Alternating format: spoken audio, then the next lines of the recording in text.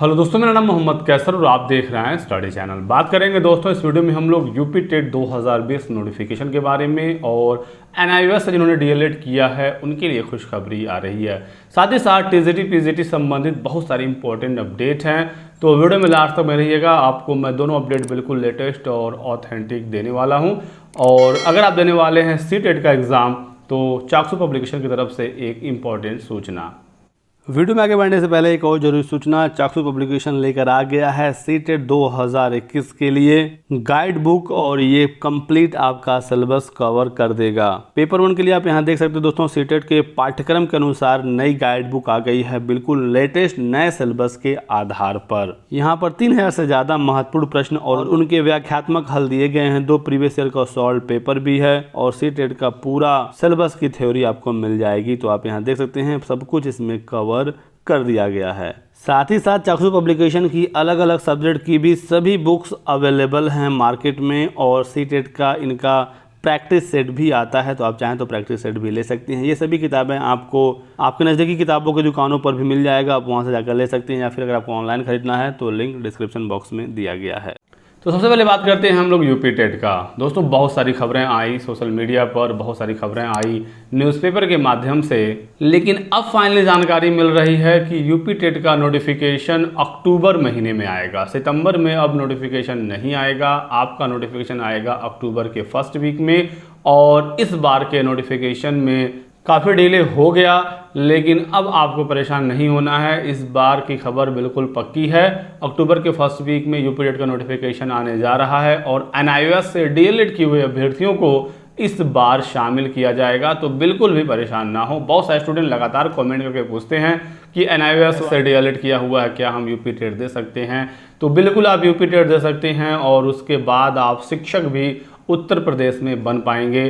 तो पढ़ाई करिए, तैयारी करिए, आपके लिए अच्छी खबर है। बाकी बीएड, डीएलएड, बीएलएड, डीएड सबके लिए यूपी टेट में रास्ते खुले ही हैं। आप सभी लोग यूपी टेट का पेपर 1 और पेपर 2 दोनों परीक्षाएं दे सकते हैं। एग्ज़ाम आपका 28 नवंबर को ही होने वाला है। यूपी टेट का प्रस्ताव पीएनपी ने शासन को भेज दिया है। खबर ये भी है कि शासन की तरफ से मंजूरी मिल गई है और पीएनपी ने पूरा नोटिफिकेशन एनआईसी को सौंप दिया है। एनआईसी एक बहुत ही इंपॉर्टेंट रोल प्ले करता है नोटिफिकेशन निकालने और आवेदन लेने के लिए।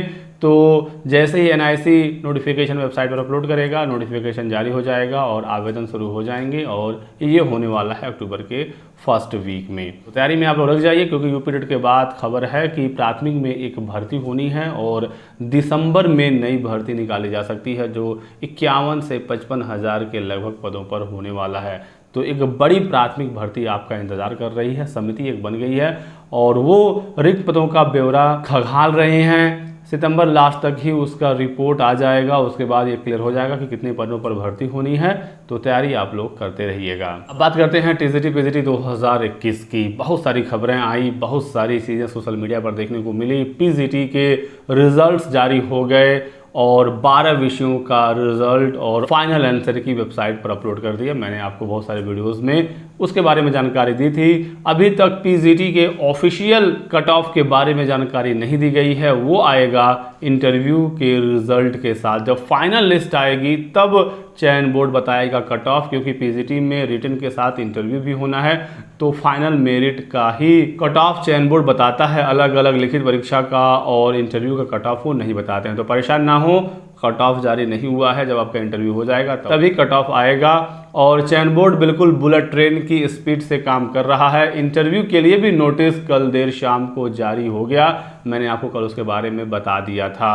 तो इंटरव्यू भी होने जा रहा है 5 अक्टूबर से लेकर 20 अक्टूबर के बीच में पीजीटी के सभी विषयों के इंटरव्यू करा लिए जाएंगे। इसके संबंध में नोटिस ऑफिशियल वेबसाइट पर आ गई है, कब कब किसका इंटरव्यू होना है, पूरा शेड्यूल वेबसाइट पर है। किस तरह से आपको इंटरव्यू का लेटर डाउनलोड करना है वो भी जानकारी दी गई है वेबसाइट पर। तो आप ये वाला नोटिस डाउनलोड कर लीजिए, इसको अच्छी तरीके से पढ़ लीजिए कि कब किस डेट को किसका इंटरव्यू होना है और किस तरह से आप इंटरव्यू लेटर डाउनलोड कर सकेंगे। अगर कोई कन्फ्यूज़न हो, कोई प्रॉब्लम हो तो कमेंट करके बताइएगा, मैं इस पर एक अलग से पूरा डिटेल्ड वीडियो बना दूंगा। बहुत सारे स्टूडेंट कट ऑफ को लेकर संतुष्ट नहीं हैं और बहुत सारे विवाद भी देखने को मिल रहे हैं। साथ ही साथ ईडब्ल्यूएस और ओबीसी का कट ऑफ काफ़ी ज़्यादा जा रहा है, जैसे कि छात्र बता रहे हैं। अनरिजर्व से भी कट ऑफ ज़्यादा चला गया है EWS का। और ऐसा इसलिए हो रहा है क्योंकि ओवरलैपिंग अभी नहीं हुआ है और जो आरक्षण का लाभ है वो EWS और OBC को अभी इस परीक्षा में नहीं दिया गया है। जब कई चरणों में कोई भर्ती होती है तो एक ही बार आरक्षण का लाभ दिया जाता है और वो होगा अंतिम चयन सूची में जब इंटरव्यू का रिजल्ट आएगा। तो इसी वजह से इस तरह के विवाद देखने को मिल रहे हैं। फिर भी ये मामला फंस सकता है क्योंकि OBC और EWS के छात्रों का कट ऑफ काफ़ी ज़्यादा गया है। देखना होगा इसमें क्या होता है और जब फाइनल सूची आएगी तभी क्लियर हो पाएगा कि किस विषय का कितना कट ऑफ गया है। बाकी कितना कट ऑफ एक्सपेक्टेड गया है, जो छात्रों से जानकारी मिली है उस पर मैंने एक वीडियो बनाया हुआ है, आप जाकर चैनल पर देख सकते हैं। जो PGT के बचे हुए रिजल्ट्स हैं दोस्तों वो सोम से मंगलवार तक जारी कर दिया जाएगा और इंटरव्यू मैंने आपको बताया है कि 5 अक्टूबर से लेकर 20 अक्टूबर के बीच में सबके होने जा रहे हैं। तो आप अपना इंटरव्यू लेटर डाउनलोड करके देख लीजिए कि आपको किस शिफ्ट में और किस डेट को जाना है। तदर्थ शिक्षकों के पदों की बात करें, वो विज्ञापन में जुड़ा है या नहीं जुड़ा है, क्योंकि इसको लेकर भी बहुत विवाद हो रहा है। तो तदर्थ शिक्षकों के पद दोस्तों मूल विज्ञापन में नहीं जोड़े गए हैं और इसको लेकर छात्र खासा परेशान हैं। PGT में भी नहीं जुड़ा है और TGT में भी नहीं जुड़ने वाला है। कल विकी खान ने बताया था सुबह लगभग 10 बजे पोस्ट करके कि तदर्थ शिक्षकों के पद जुड़ गए हैं और उन्होंने पोस्ट करके ये जानकारी दी थी। लेकिन देर शाम को फिर उन्होंने एक और पोस्ट किया जिसमें उन्होंने बताया कि तदर्थ शिक्षकों के पद अभी नहीं जुड़े हैं और वो संघर्ष करेंगे कि तदर्थ शिक्षकों के पद जोड़े जाएं।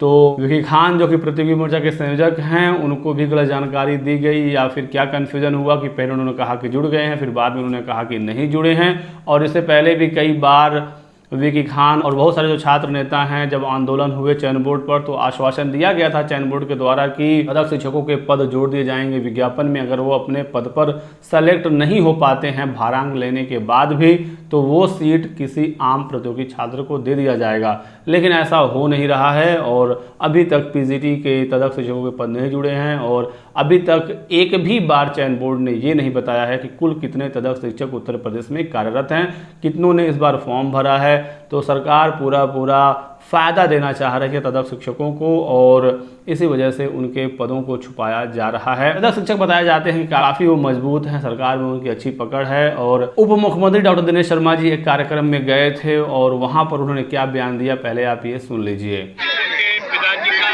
स्वर्गवास हो गया था, उनको शोक संवेदना प्रकट करने के लिए लम्बुआ में आए थे।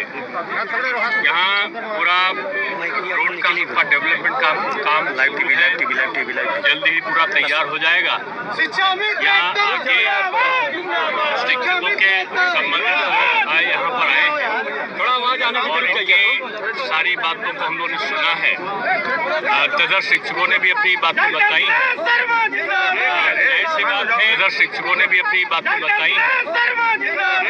ऐसी बात कि सबको जो हमारा शिक्षक है उसको सुखी मन वो रह सके, इसलिए जो भी इन्होंने सबने दी है डिमांड उसको सहानुभूतिपूर्वक हम लोग देखेंगे। हमारा लक्ष्य यही है कि यहाँ पर एक क्रमागत रूप में हमारा शैक्षिक वातावरण अच्छा रहे, पठन पाठन की प्रक्रिया रहे और शिक्षक भी उसकी जो समस्याएं हैं उनको हम हल कर सके की कोशिश। तो कहा जा रहा है उप मुख्यमंत्री जी के द्वारा कि सहानुभूति पूर्वक हम तदर्थ शिक्षकों की मांगों पर विचार कर रहे हैं, तो उन्हें समायोजित करने का विचार विमर्श चल रहा है और इसी वजह से अभी तक उनके पदों की घोषणा नहीं हुई है। उनको भारांक भी दिया जा रहा है और उनके पदों को जोड़ा भी नहीं जा रहा है, जिससे आम प्रतियोगी छात्रों का खासा नुकसान हो रहा है। छात्र अब एक बड़ा आंदोलन करने जा रहे हैं कि तदर्थ शिक्षकों के पदों को जोड़ा जाए तभी उन्हें इस भर्ती में शामिल किया जाए, नहीं तो उनके लिए अलग भर्ती निकाली जाए और उनकी व्यवस्था अलग की जाए। आप उनको भारांक भी दे रहे हैं और उनके पदों को आप जोड़ भी नहीं रहे हैं। इससे सिर्फ और सिर्फ आम प्रतियोगी छात्रों का ही नुकसान है। इसको लेकर छात्र कोर्ट भी जा सकते हैं क्योंकि चयन बोर्ड ने अपने नोटिफिकेशन में ये तो बताया है कि तदर्थ शिक्षकों को कैसे आवेदन करना है, क्या प्रक्रिया है, कितना उन्हें भारांक मिलेगा, प्रतिवर्ष कितना भारांक मिलेगा, मैक्सिमम कितना भारांक मिलेगा, लेकिन उन्होंने ये कभी नहीं बताया कि कितनों ने आवेदन किया है और कितने कुल तदर्थ शिक्षक हैं। इन सब आंकड़ों को क्यों चयन बोर्ड छुपा रहा है, यह एक बड़ा सवाल है और इसको लेकर छात्र पूरी कोशिश कर रहे हैं कि उन पदों को मूल विज्ञापन में जुड़वाया जाए। कम से कम ये घोषणा तो हो कि कितने तदर्थ शिक्षक हैं, अगर इस विज्ञापन में नहीं जुड़ता है तो अगले विज्ञापन में जोड़ा जाए। लेकिन इसी तरह से अगर छुपाया गया इन पदों को इस विज्ञापन में क्या अगले विज्ञापन में भी इन पदों को नहीं जोड़ा जाएगा। कुछ छात्र ये भी मांग कर रहे हैं कि टीजीटी पीजीटी की भर्ती परीक्षा निरस्त हो जाए, लेकिन ऐसा कुछ होने वाला नहीं है। आप लोग किसी भी गलतफहमी में ना रहें। पीजीटी का रिजल्ट आ गया है, टीजीटी का भी बहुत ही जल्द आ जाएगा। कोर्ट में मामले तो हैं, लेकिन कहीं से भी स्टे नहीं है, ना ही हाई कोर्ट से, ना सुप्रीम कोर्ट से, और लगातार कोर्ट में सुनवाई हो रही है। लेकिन उम्मीद बिल्कुल भी नहीं है कि ये भर्ती निरस्त होने वाली है। तो आप लोग गलतफहमी में ना रहें, अपनी अगली परीक्षाओं की तैयारी करें। एलटी ग्रेड की परीक्षा होनी है, सुपर टेट की परीक्षा होनी है, अगली टीजीटी पीजीटी की परीक्षा भी एक कराई जा सकती है अगले साल। तो तैयारी करिए, बाकी जो कोर्ट से होना होगा वो होगा। और सहायता राशि के नाम पर आप इधर उधर चंदा ना दें। बहुत कहीं अगर आपको ऑथेंटिक लगता है तभी किसी से जुड़िए, क्योंकि ये कोर्ट कचहरी वगैरह चलती रहेंगी। आपको अपनी तैयारी करनी है, तभी आपको नौकरी मिल पाएगी। बात करें टीजीटी के रिजल्ट का, तो खबर आप यहाँ देख सकते हैं, थोड़ा सा इसमें अभी डिले होने वाला है, लेकिन अक्टूबर के शुरुआत में ही इसका भी रिजल्ट आ जाएगा। तो बहुत ही जल्द सभी विषयों के रिजल्ट घोषित हो जाएंगे। तो आप बिल्कुल भी परेशान ना हो, कुछ ही दिनों का समय बचा है। कट ऑफ को लेकर आप लोग परेशान ना हो, कितना कट ऑफ जा सकता है, कितना जाएगा, क्योंकि कुछ ही दिनों की बात है। एग्जैक्टली कट ऑफ का अंदाज़ा लगाना किसी के लिए भी पॉसिबल नहीं है। पीजीटी का कट ऑफ काफ़ी ज़्यादा गया है, टीजीटी का भी कट ऑफ कम नहीं जाएगा, क्योंकि टीजीटी में इंटरव्यू होना नहीं है। जितने लोगों का नाम आएगा उतनों का डॉक्यूमेंट वेरिफिकेशन होना है, तो यहाँ पर कट ऑफ बिल्कुल भी कम नहीं रहेगा। और यहाँ पर आवेदकों की संख्या भी काफ़ी ज़्यादा है, पद ज़्यादा हैं, लेकिन उसके सापेक्ष आवेदकों की संख्या ज़्यादा है। यहाँ पर ऐसे भी बहुत सारे छात्र हैं जो सिर्फ और सिर्फ अभी तुरंत बीएड पास हैं, फ्रेशर हैं, पहली बार परीक्षा दे रहे हैं, तो भीड़ उससे बढ़ रही है। लेकिन ये छात्र ज़्यादा कंपटीशन में भाग नहीं लेते हैं, इसकी वजह से बहुत ज़्यादा कट ऑफ नहीं जाएगा।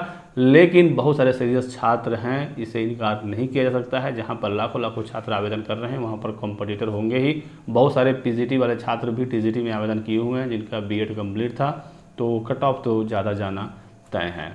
और आज की लास्ट अपडेट है यूपी ट्रिपल एससी से एक अपडेट आ रही है। यूपी ट्रिपल एससी से इनका एक और परीक्षा निरस्त कर दिया गया है और इसे आगे बढ़ा दिया गया है। लगातार यूपी ट्रिपल एससी की जो परीक्षाएं वो निरस्त हो रही हैं। एक बार नोटिस आता है कि इस डेट को ये एग्ज़ाम होगा, ये इंटरव्यू होगा, और फिर बाद में उसे कैंसिल कर दिया जाता है। तो चयन बोर्ड की प्रक्रिया को समझ पाना किसी के लिए पॉसिबल नहीं है। पहले से ये लोग कुछ विचार विमर्श करके डेट्स वगैरह निकालते नहीं हैं।